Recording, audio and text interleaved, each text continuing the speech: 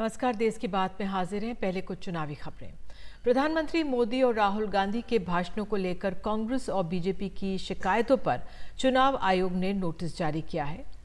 उसने आचार संहिता के उल्लंघन को लेकर दोनों दलों से 29 अप्रैल तक जवाब मांगा है। आपको बता दें कि चुनाव आयोग ने बीजेपी और कांग्रेस के पार्टी अध्यक्षों को नोटिस भेजा है। चुनाव आयोग ने जेपी नड्डा और मल्लिकार्जुन खड़गे से 29 अप्रैल को सुबह 11 बजे तक जवाब देने के लिए कहा है। 2 पन्नों के वक्तव्य में चुनाव आयोग ने कहा है कि स्टार प्रचारकों को गुणवत्ता बनाए रखनी चाहिए, जो कभी कभार प्रचार के जोश में असंतुलित हो जाती है। चुनाव आयोग ने स्टार प्रचारकों के लिए पार्टी को जिम्मेदार ठहराया है। कांग्रेस के अध्यक्ष मल्लिकार्जुन खड़गे ने प्रधानमंत्री मोदी को खत लिखकर उनसे मिलने का समय मांगा है। वो प्रधानमंत्री से मिलकर उनको कांग्रेस के घोषणा पत्र के बारे में जानकारियां देना चाहते हैं। मल्लिकार्जुन खड़गे का कहना है कि प्रधानमंत्री को सलाहकार गलत जानकारियां दे रहे हैं।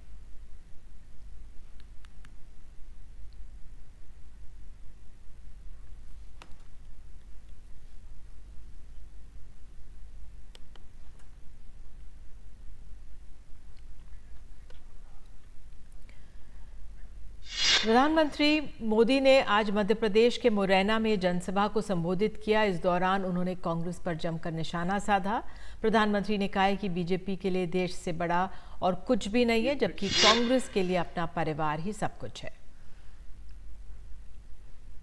ज्योतिरादित्य सिंधिया जी की देखरेख में कांग्रेस की चली तो यहां मध्य प्रदेश में जो हमारे कुशवाहा भाई बहन है, गुर्जर भाई बहन है, यादव भाई बहन है, गडरिया भाई बहन है, धाकड़ प्रजापति समाज हो, ऐसे सब समाज को जो आरक्षण मिलता है, कांग्रेस इन सभी ओबीसी जातियों से उनका हिस्सा छीनकर अपने चहेते वोट बैंक को मजबूत करने के लिए उनके चरणों में देने का मन बना करके बैठी है।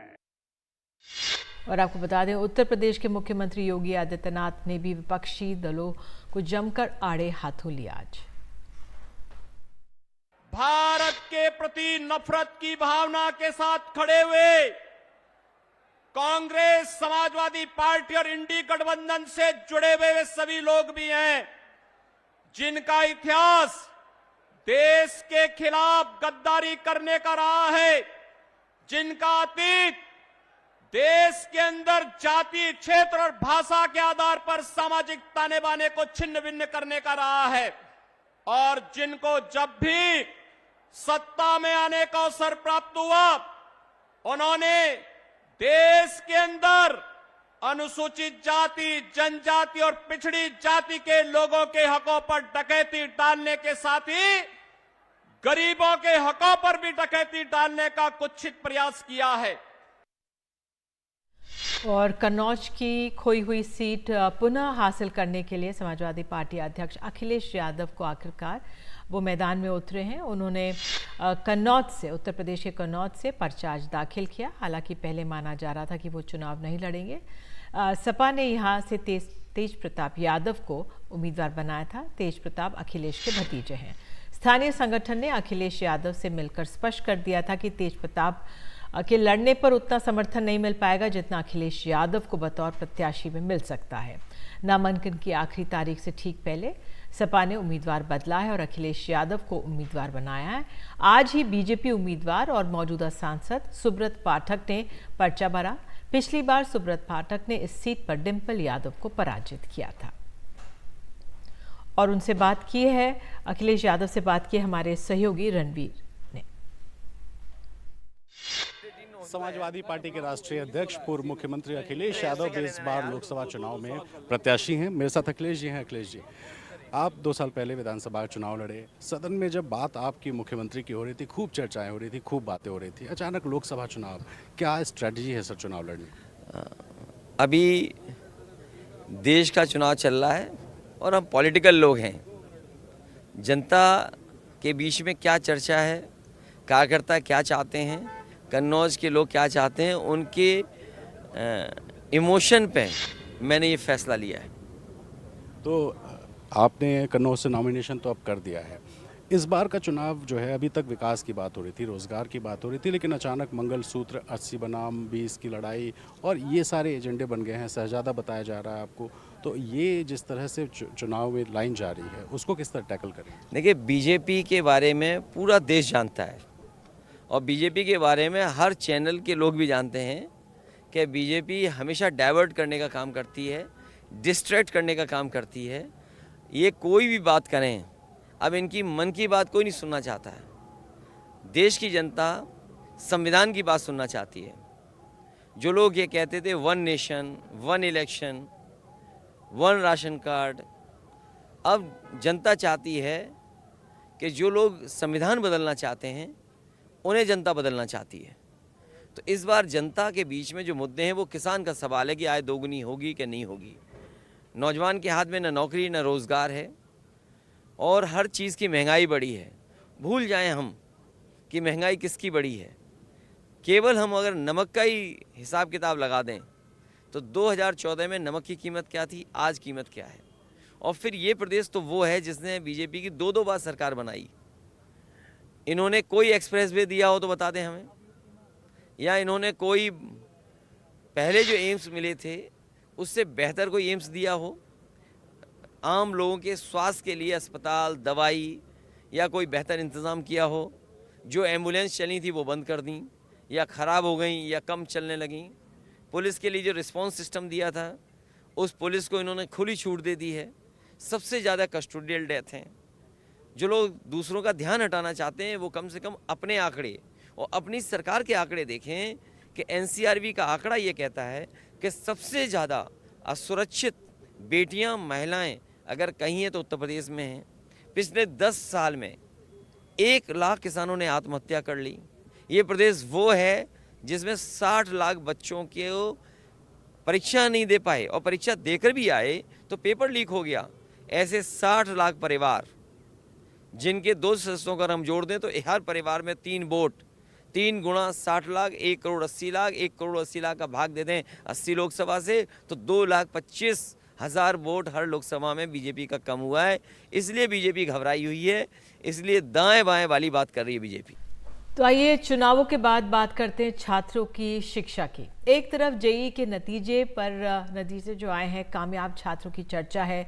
तेलंगाना के तो 15 छात्रों को 100% मिले हैं। उनसे बातचीत हम लगातार अपने चैनल पर दिखा रहे हैं।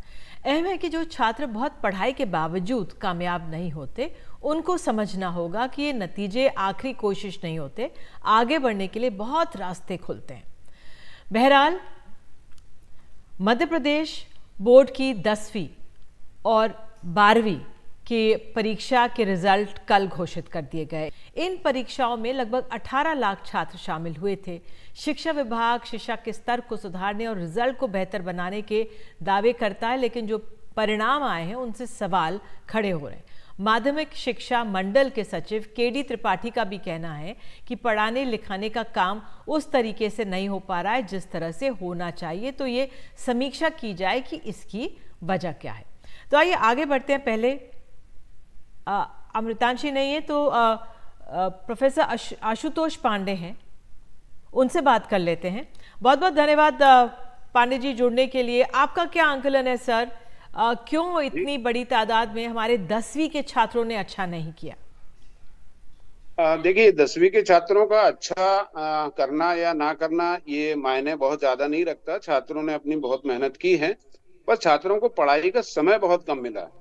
एक्चुअली में परीक्षाएं बहुत जल्दी ले ली गई हैं पिछले वर्ष के मुकाबले।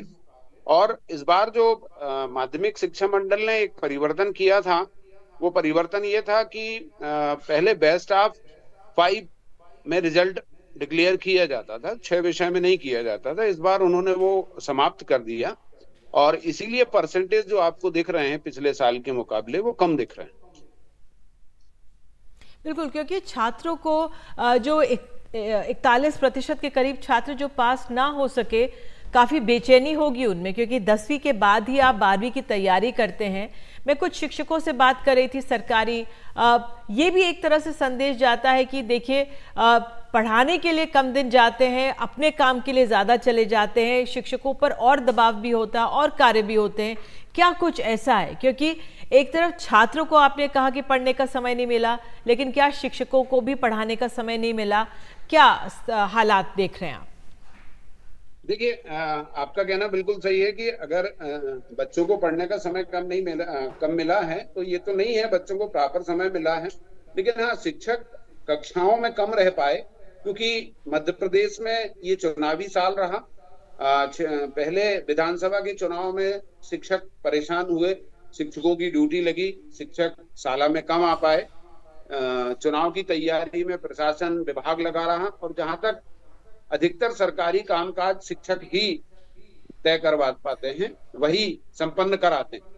समग्र आईडी पोर्टल पे कोई काम हो, एजुकेशन पोर्टल पे कोई काम हो, बीएलओ में बहुत सारे शिक्षक लगे हुए हैं हमारे शिक्षक बंधु, तो शालाओं में उनकी उपस्थिति कम है। दूसरे काम सस्पेंड ना होने के डर से वो उन कामों को प्राथमिकता देते हैं, क्योंकि हमारे यहाँ अगर वो ये अतिरिक्त काम ना करें तो सीधे सस्पेंड कर दिया जाता है। तो इस कारण से कक्षाओं में शिक्षकों की उपस्थिति कम रही, विषय शिक्षक भी कम रहे। हमारे यहाँ भर्ती प्रक्रिया भी इतनी लेट है कि 2.5 लाख शिक्षकों के पद खाली। माध्यमिक शिक्षक, प्राथमिक शिक्षक, उच्च माध्यमिक शिक्षक, वरिष्ठ शिक्षकों की अभी भी पोस्टिंग बकाया। तो ऐसे में किसी विषय का कोई शिक्षक दूसरे विषय पढ़ा के काम चला रहा है, जिससे कि पढ़ाई प्रभावित हो रही है, और जिस कारण ये रिजल्ट के रूप में कमी आपके सामने आई। बिल्कुल, आप हमारे साथ जुड़े आशुतोष पांडे जी, बहुत बहुत धन्यवाद आपका। वाकई में ये बहुत महत्वपूर्ण है कि जो मुश्किल छात्र फेस कर रहे हैं, हमारे शिक्षक भी हैं, अतिरिक्त काम जो आ जाता है। मुझे बताया जा रहा है अमृतांशी भी हमारे साथ जुड़ गई। अमृतांशी हमारी सहयोगी हैं, लगातार इस मसले को फॉलो कर रही हैं। अमृतांशी, बड़ा मुश्किल दौर, क्योंकि इतने चुनाव भी हो रहे हैं, उसका खमियाजा छात्रों को भुगतना पड़ रहा है। बिल्कुल, देखिए, राज्य शिक्षा केंद्र के एक आदेश के मुताबिक, जो कि 2022 में आया था, प्रदेश के 6000 से भी ज़्यादा जो स्कूल हैं, या तो वो शिक्षक विहीन हैं, या फिर अगर बात की जाए तो ऐसे स्कूल सिर्फ एक शिक्षक के भरोसे चल रहे हैं। यानी आप सोचिए कि तमाम जो कक्षाएं हैं वो सिर्फ एक शिक्षक के भरोसे चलाई जा रही हैं। मध्य प्रदेश में कहीं ना कहीं शिक्षकों की कमी है, और ये कभी जो है वो निकल कर सामने भी लगातार आता है। और इस बार का जो रिज़ल्ट रहा है, ये जो है माध्यमिक शिक्षा मंडल ने खुद माना है कि पिछले सालों के मुताबिक इस बार जो है वो रिजल्ट काफ़ी ज़्यादा जो है अच्छे प्रदर्शन नहीं रहा है।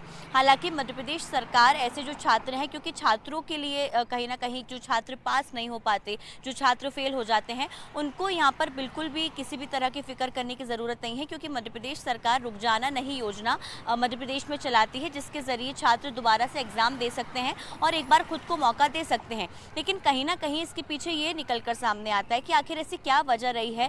क्या सरकारी स्कूल में प्रदर्शन बेहतर नहीं हो पा रहा है? क्योंकि इस बार भी जहाँ पर भी MPBSE का जो बोर्ड पैटर्न लागू है, प्राइवेट स्कूल ने सरकारी स्कूलों से कई गुना ज़्यादा बेहतर प्रदर्शन किया है, और पिछले कई सालों में यही जो है वो स्टैटिस्टिक्स रहा है कि सरकारी स्कूल प्रदर्शन में पिछड़ते जा रहे हैं। तो कहीं ना कहीं सरकारी स्कूलों में शायद शिक्षकों की कमी हो सकती है, सर्व सुविधाएं युक्त सरकारी स्कूल शायद नहीं बन पा रहे हैं, जिस तरह की शिक्षा बच्चों को देनी चाहिए वो नहीं मिल पा रही है, और इसी कारण बच्चे या फिर छात्र इसको लेकर पिछड़ते भी जा रहे हैं। इसको लेकर माध्यमिक शिक्षा मंडल ने हालांकि ये बात कही है कि वो इसको लेकर आगे देखेंगे, इसका एनालिसिस करेंगे कि आखिर क्या वजह रही है कि जो सरकारी स्कूल के बच्चे, खासतौर से क्योंकि जो रिजल्ट में पास नहीं हो पाया, जो फेल हो गए हैं, वो ज़्यादातर सरकारी स्कूलों के बच्चे हैं। तो क्या कुछ वजहें रही हैं, इसका एनालिसिस करने की कोशिश तो की जाएगी, लेकिन वाकई में अगर ऐसा हो रहा है तो ये चिंताजनक स्थिति है। जी बिल्कुल चिंताजनक स्थिति, और सत्ता को, प्रशासन को देखना होगा, चुनाव कराएं और शिक्षकों पर ये बोझ ना डालें,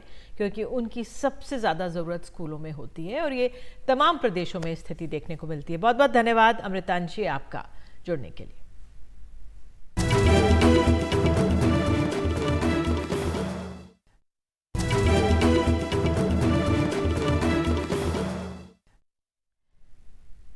मायावती के भतीजे बीएसपी के नेता आकाश आनंद ने कहा है कि नौकरियां और महंगाई बड़े मुद्दे हैं। उन्होंने एनडीटीवी से बातचीत में कहा कि जो लोग सोच रहे हैं कि बीजेपी जीत रही है वो गलत है। उनसे बात की तनिष्क पंजाबी ने।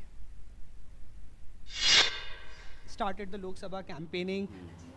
A lot of people see it as a done deal for the BJP. A lot of experts say that it is a done deal for the BJP. But you are there on the ground with your fiery speeches from Nagina, and today also we saw. So what is the vision and your objective regarding this? For people who assume that it's a done deal for BJP, I think they're highly misunderstood. They're out of reality touch. If the government has failed to provide jobs, if the government has failed to provide opportunities for the middle class taxpayers, I think it's a big issue that I think the central government has missed on big time. Talking about free ration or free food system, that is also a big challenge. If they think that by giving free ration or no jobs and then only giving nice fancy names to new policies every once in a while is going to secure them a parliamentary win, I think they're highly mistaken.